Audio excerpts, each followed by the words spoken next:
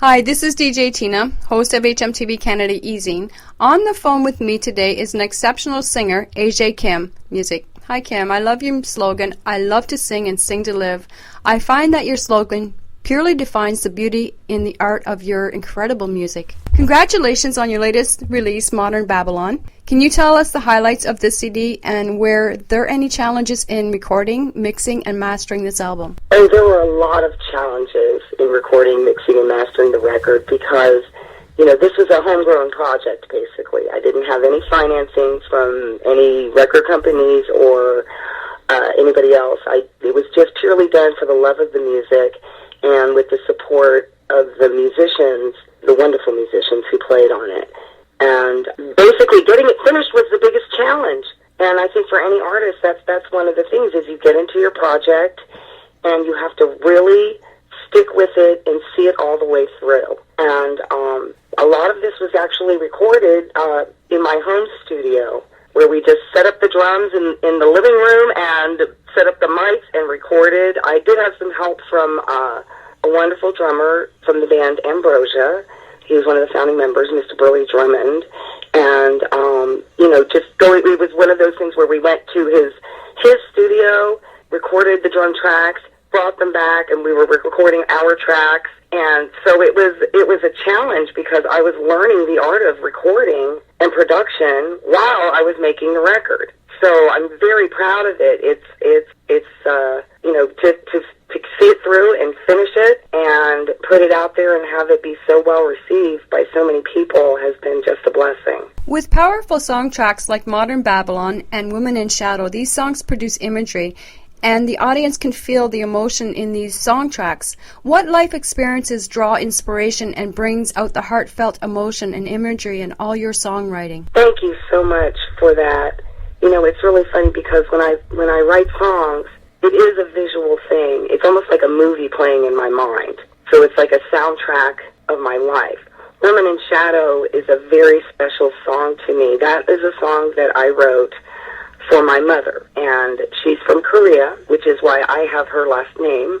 I took her last name. She raised us all by herself. She came to this country, and my parents were not able to maintain their marriage, and so she raised all 5 of her girls on her own completely in a foreign country with, English as her second language and not very many job skills. And because of her and her strength, I am who I am today. And that song is written to honor her and her struggle, which I think a lot of other people who come to this country from somewhere else, which is what America is about to a lot of people, they come here and they're trying to get a new beginning.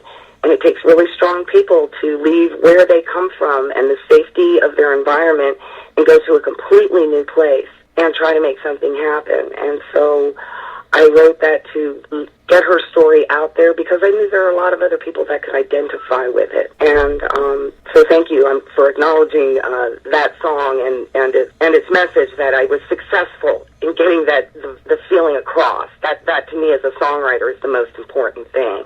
Modern Babylon is a sort of, I live in Los Angeles, and for any musicians who live here, it's a mecca, like New York, or, there are certain music meccas where you go to where you want to get something going, but it's also a very difficult place to maintain your spirit and maintain the true reason why you decided on this road of music in the first place. And it's been my challenge, and so that was my little love-hate song to Los Angeles. Okay. That's funny. I love it here, but it's a tough place, and it's very competitive, and it can be pretty crazy. I believe it, yes. All the artists who lay their hearts, souls, minds, and lives on the line to follow their muse, I noticed was your main influence for your music. Has a solo career been your life's dream come true? Absolutely. I'm living my life's dream every moment. I'm in music for the love of music, and whatever happens as a result of that is a big bonus.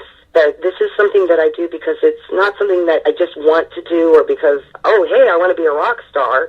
It's because I can't do anything else. And if I don't do this, then my life is not complete. And it gives me a sense of purpose and a sense of being part of something that's bigger than we are as individuals. Because to me, that's what music is. Music is something so enormous that to even delve into it, and to me, I haven't even delved as deeply as you can possibly go. You can never go as far as music can take you. But it's the journey and not the destination that really counts. As a solo artist, are you happier with being more independent, more creative, more expressive in your musical goals and accomplishments? Oh, absolutely. I mean, I love to collaborate, and I love to work with other musicians, but I do have a very strong sense of where it is that I want to go and the message that I'm trying to get out there. You know, I try to put a sense of hope, even with a dark subject. You know, I try to put something positive in it, because otherwise it just sounds like a complaining song, and that's not the idea. Is just not to complain about something, but to make a commentary, because as a songwriter, you're almost an observer, and you have to find a way to, it's not just about your own feelings, but about a universal feeling, and find a way to distill it to its purest essence. So that's what I'm trying to do, and sometimes I'm successful at it, and sometimes not as successful as I'd like to be, but I just keep plugging away at it until I think I've gotten it right. Who is the current lineup or members of your band, and will they be appearing in your second solo CD? Right now I'm working with the fabulous bassist and my co-writer on Modern Babylon. He also happens to be my husband, but that's not why he has the gig. But I just happened to get lucky and find the right guy, and I grabbed him. And he just also happens to be enormously talented, so it's really wonderful. And so he's also going to be involved in this second project, of course, because he is very important musically on the first project. And, you know, a lot of the cool grooves and ideas that you hear were his ideas. He's very talented, so it's a nice mix. And we are working with Tony Brock, a wonderful drummer, played for years with Rod Stewart and Elton John, and he was one of the founding members of the Babies. He's from England, fantastic drummer, and a guitarist named J.P. Cervoni, who was a member of the Buddy Miles Express. And for those of you who don't recall Buddy Miles, he's I don't know how you couldn't. If you're a guitar player, you better know who Buddy Miles is. He had Jimi Hendrix was part of his band, and after Jimi Hendrix died, J.P. Was discovered by Buddy, and he basically stepped in and for 5 years was playing the role of Jimi Hendrix in the Buddy Miles Express. So an enormously talented group of people that I'm working with, and we're going to see what happens.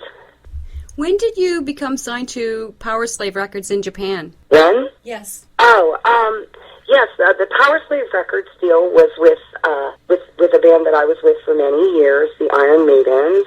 I was the lead vocalist, playing the role of Bruce Lee Chickenson, and we were signed to Power Slave, I believe, in 2006 that it came out, and we've released 3 recordings in Japan. Our first record was with the cover art by Derek Riggs, who was the original Iron Maiden artist, and we've also released an EP/DVD release called Route 666, and the latest one that just came out at the beginning of the year is called The Root of All Evil, and it's an EP, so it has 4 songs on it, and they've been really good to us, Power Slave. It's been wonderful working with them. You were the lead singer for the Iron Maidens? Yes. That's the Iron Maidens out of California? Yes. Okay. The band is based out of Los Angeles. Oh, okay. Yes, and so I worked with them for about 4 years, and we toured the world, and we put out all these records, and got to perform for so many wonderful people. You know, Iron Maiden fans and heavy metal music fans are absolutely the best audience in the world. They really care about music, and that was a pleasure because it was music that was very almost sacred to the fans, and so, you know, you felt a great obligation to really deliver the music in a way that the fans would accept, because they're very critical. They know the music very well. Many are musicians themselves, and so the fact that we were received so well, and that people enjoyed what we were doing so much was really an amazing experience for me. It really opened my eyes, and actually was a great bridge to rededicate myself to music, because, you know, as a struggling musician, and we're all struggling, every musician, we're always struggling with the muse. You don't always think about what people are thinking about music, and I think that it connected me to how people are thinking and feeling about music in a way that, living in modern Babylon, you're not always in touch with. And so, to me, it was a way of re-inspiring me as to what my purpose was and what I'm really here for as a musician and as a songwriter. I hear that you are collaborating on songs with Motorhead and guitarist Phil Campbell for his future solo release, and working on your second solo CD currently. How are these projects working out so far to date? Yes, I am collaborating with the fantastic Phil Campbell from Motorhead, and we've written a few songs together, and he's been planning to release a solo CD, and has very graciously asked me to sing on some of the songs that we've written. And it's been really exciting, because he is probably one of the most underrated, in my opinion, out there. As famous as Motorhead is, Phil Campbell is not as, he's a little underrated in the eyes of people. I don't think that people quite realize what a great guitarist he is, and a great musician, and a fantastic songwriter. And it's really interesting to put together the things that we do, because it's the sound of Motorhead in the music that drive, but it also, because of what I bring to it as a writer and the way that I approach things harmonically, it's very different sounding. And I don't really often say this about work that I'm involved in, because I'm very critical in the sense of I'm always trying to make things better, but wow, I'm knocked out myself by the stuff that we're coming up with. It's really amazing music, inspirational.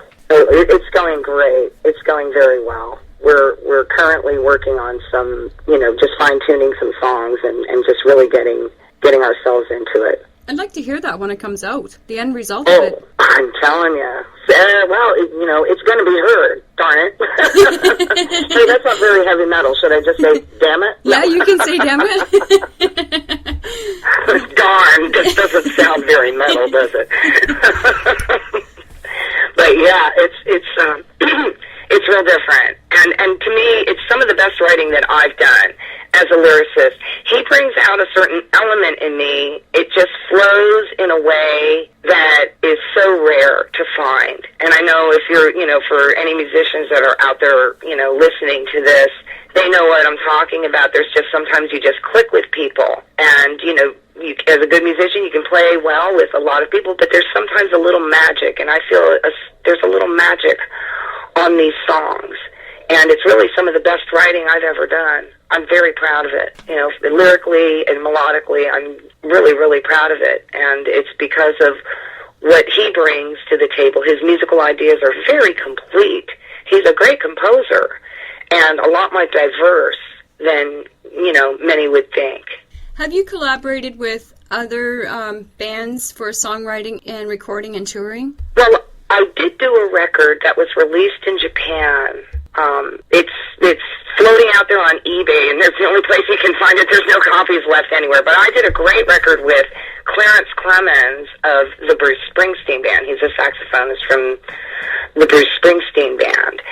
And, he's Mr. E Street, the big man.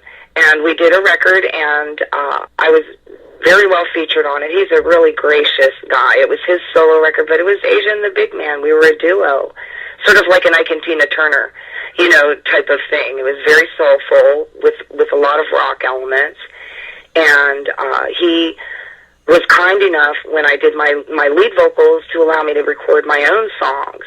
So I have 3 songs on there. One which is up on my player on my MySpace, which is myspace.com/Asia Kim Music. And you can hear the results of that. And I did a blues song on there, a real fun one called Woman of the World, and another song called You Can't Hurt Me. So he was really cool and allowed me to, express myself and to hear his sax on my songs and watching him record it was just an amazing experience. It was like you go in the studio and kaboom, and this huge light comes from him, and he grows 10 feet when he starts playing, and he's already huge to begin with, and this sound just fills the air, and it was just amazing. And we're really proud of that record, and I'm hoping that it'll come back out and release. The producer now owns the record because the record label went under, unfortunately. And I'm hoping that someday those songs will resurface, those actual recordings, as far as getting it out there to the people. But they're up on my player if people want to hear it. Can you tell us about your career as a successful freelance vocalist, how your voice has appeared on numerous television, radio commercials, and TV theme songs, as a writer, how your songs appeared in films for HBO? Well, we live in L.A., thank God, the film capital of the world. And so I've done a lot of collaborating, actually, with a lot of players, and I love to collaborate. I write on my own, but I also like to collaborate with musicians, and I love the freshness of their ideas. It brings something out in you, a little extra. When you change directions, it doesn't make it so focused on one thing, which is what I do. It makes me open up and do other things with other people and expands me. I've just been really, really lucky since I've been in L.A. I've always had the opportunity, thank God, because, flip a rock, find a monster player in Los Angeles. There, everybody, that comes here as a musician from somewhere else has usually risen to a certain level where they were. And so that was their next step, is coming to Los Angeles and, quote unquote, the big time. Although that's changed a lot in the world, and you can pretty much make music from anywhere.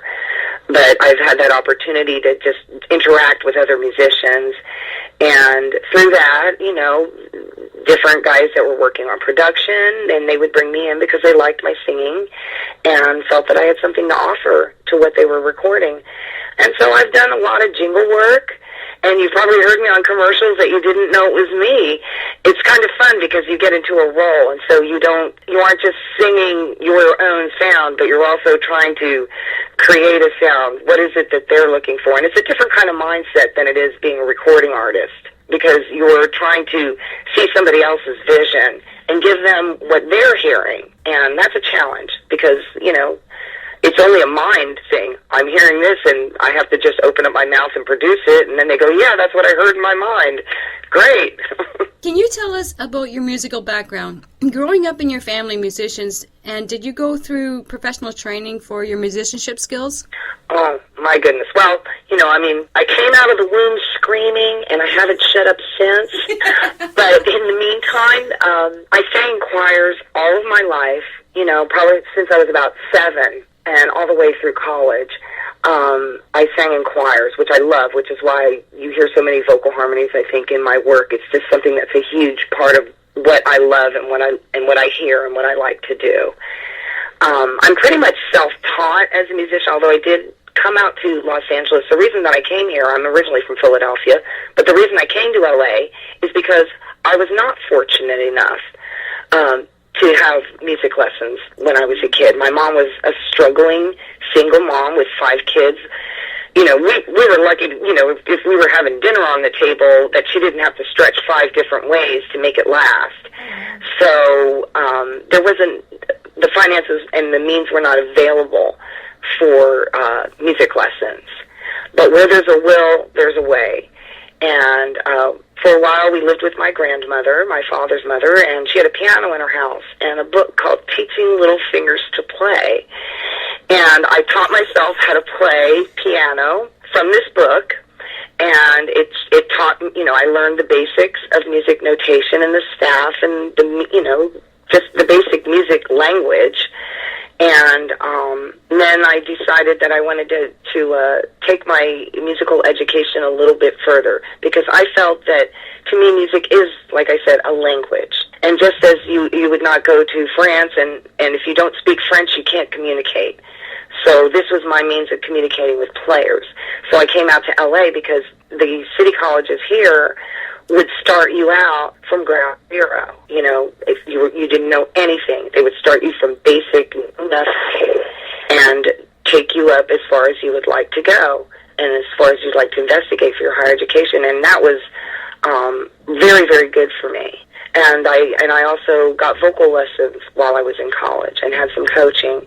And there I learned how to, not to learn how to sing so much as to understand how the singing machine, your body, works.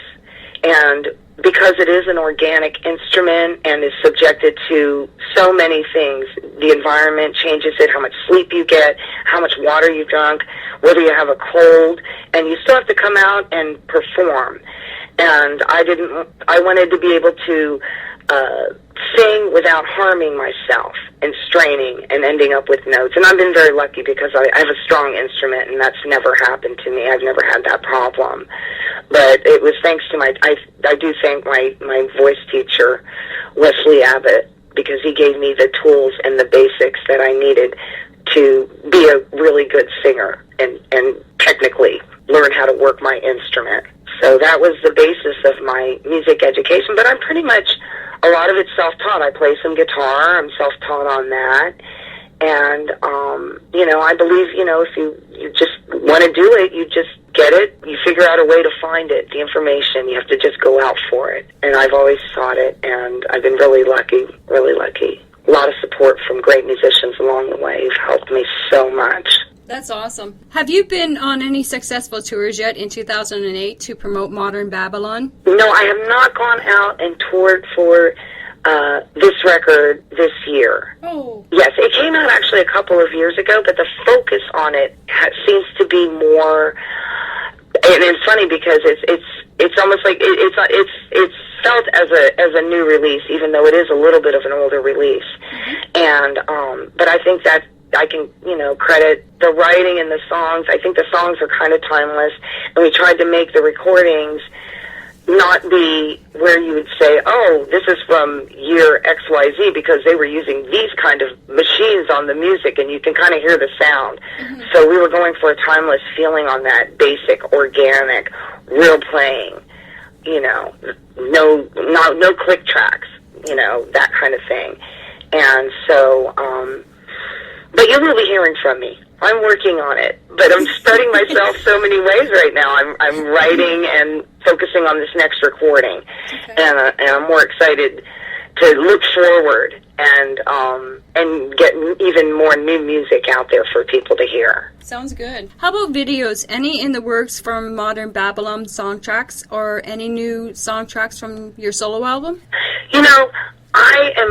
That's so funny because I've been thinking about that, and because of YouTube and different environments like that's the wonderful thing that I love about the internet, is just opened up so many possibilities for the artist. There's so many ways that we as artists can utilize the technology and make our own videos. And I've been thinking, that song itself, I think would make a real fun video.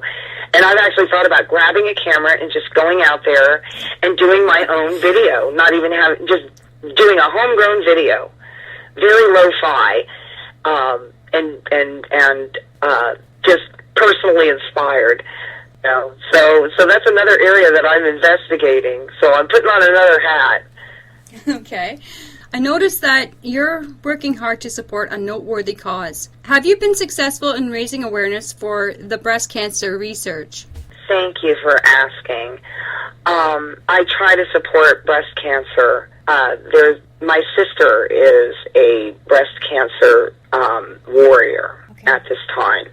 And so this is something that's very, very close to my heart. And it is, I believe the statistics, and I hope I'm not incorrect when I say this, but I think it's 1 in 4 women will be diagnosed with it. So, it's something that's very, very common. And I want to raise the awareness of it and bring it to people's minds, because there are so many people that are suffering from it, and we need to eradicate this problem and create the awareness to find a cure. You know, not just a way of holding it at bay, because that's where we're at right now. Mm-hmm. You know, and you hold it at bay, but we need to find a cure. And I think with the resources that we have in this world and the abilities that we have in this world to move forward, that there's no reason why we can't. There's no reason why we cannot find a way to take this disease out of people's lives. So I'm planning in the future anything that I can do. So if there are people out there who are putting together something and you need my support, I'm there. You know, I'm there on anything. You know, if there's a performance or anything like that. I have a friend who is also a breast cancer warrior, a singer here in Los Angeles, and she wants to put together a benefit and asked me if I'd be a part of it. And of course, I would love to.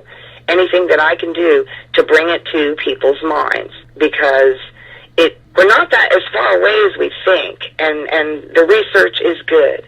But it also has to be something that's going to be affordable, because there's a lot of women out there and people who can't get the proper health care. And if you catch it early enough, you really can, have that stronger and longer quality of life. But breast cancer is a very insidious disease. It's a systemic disorder, and it's one of those things, once you get it, it's like hanging over your head for the rest of your life. We have to find a way to get rid of it. There's too many women out there that are coming down with it. There's something going on in this world. Too many people are getting cancer, period.